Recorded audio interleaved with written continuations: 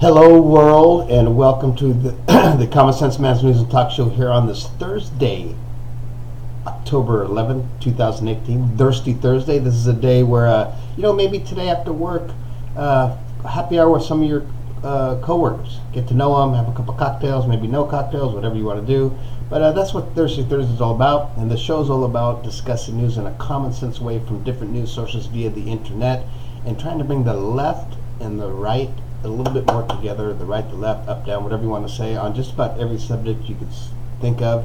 You would think we were from different planets sometimes, the way human beings act. But anyways, email your suggestions to commonsenseman@gmail.com. That's common with a K. Or call in via Skype, via your cell phone, whatever. We'll do a live discussion, 805-994-0606. That's really where we want to get it to. It's going to get there, believe me, trust me.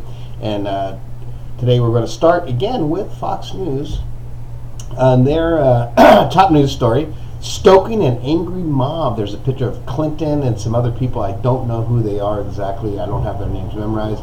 But I'm sure one of them is Republican Steve Scalise, who says Democrats' calls for violence threaten all of us and our democracy. What are you talking about? Well, Republican Steve Scalise, when Eric Holder, other Dems call for violence, that's a direct threat to our democracy. So let me see what happened this summer. California Democrat Republican Max Waters called on her supporters to harass cabinet officials. Okay, there you go.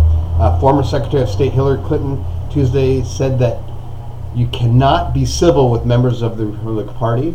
And Wednesday, videotape was released of former Attorney General Eric Holder telling Democratic audience to campaign rally in Georgia that they should kick Republicans when they perceive them as going low.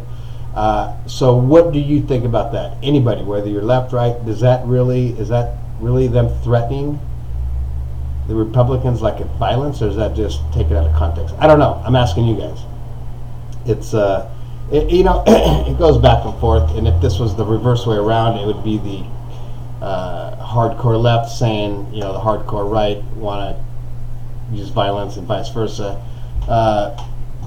Really, it's ridiculous. You guys should all just fucking be on the same page and try to work together instead of working against each other. It's embarrassing. It's like kids in elementary or junior high fighting.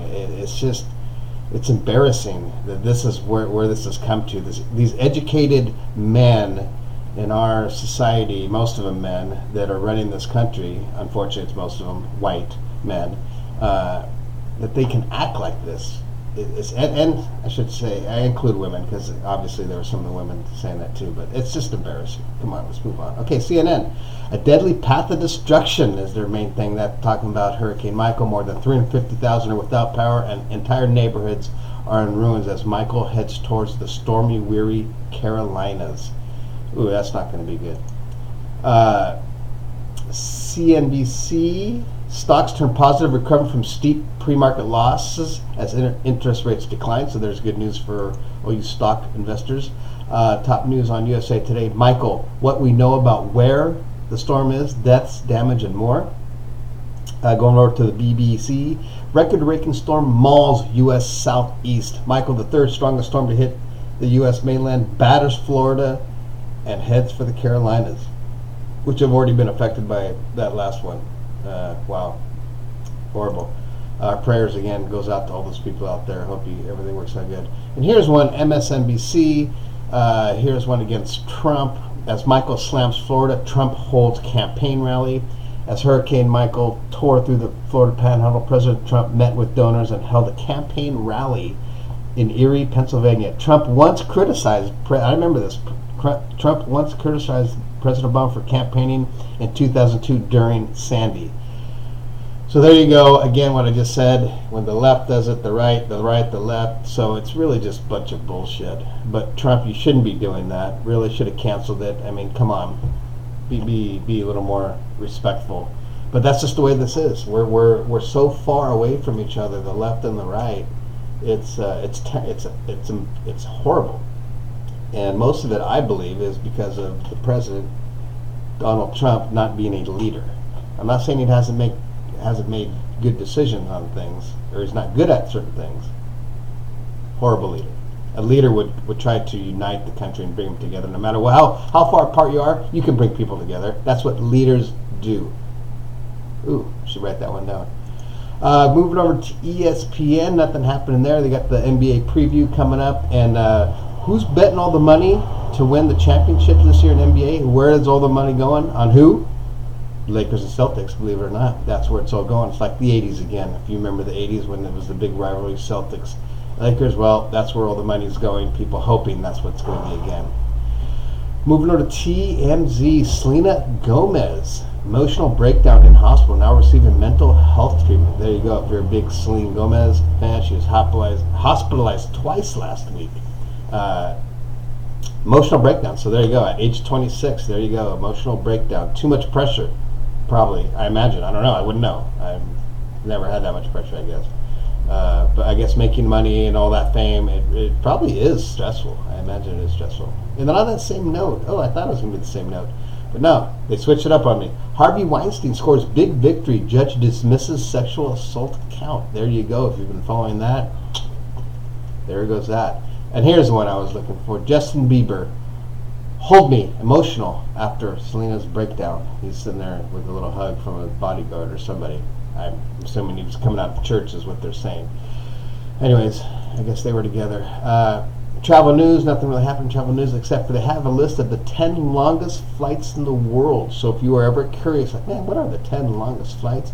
Go there. I'm going to give you the top 3. Singapore Airlines, Newark to Singapore, 18 hours and 45 minutes. Qatar Airways, it's Auckland, New Zealand to Doha, D-O-H, Doha, 17 hours, 40 minutes. And Qantas from Perth, I believe that's Australia, to London Heathrow, is 17 hours and 20 minutes, the top 3.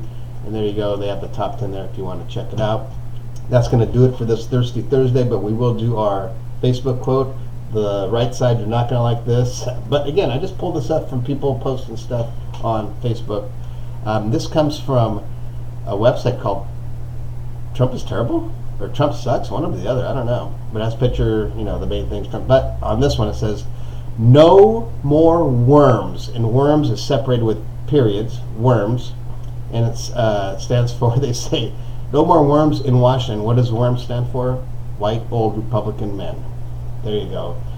And although that's, could be looked at as funny, but it is very true, because if you think about it, most of all those people in Washington, whether you're a girl or boy, but I'm just mostly focused on the white man, come from an upbringing that they don't give a shit about the normal person, the average person, the average worker, the average person. They don't give a shit about us. They went to Harvard, they're with all their buddies. They only care about one thing, and that's their wealth and their well-being. They don't give a shit about us. I'm going to say that, and you can argue with that until the sun comes up, but that's my opinion on that, we need more normal people running this country instead of highly educated people that only do it in their way, and they don't make decisions in a common sense way. It's always just in their best interest or their friend's interest or whoever's lobbying. That's just my opinion.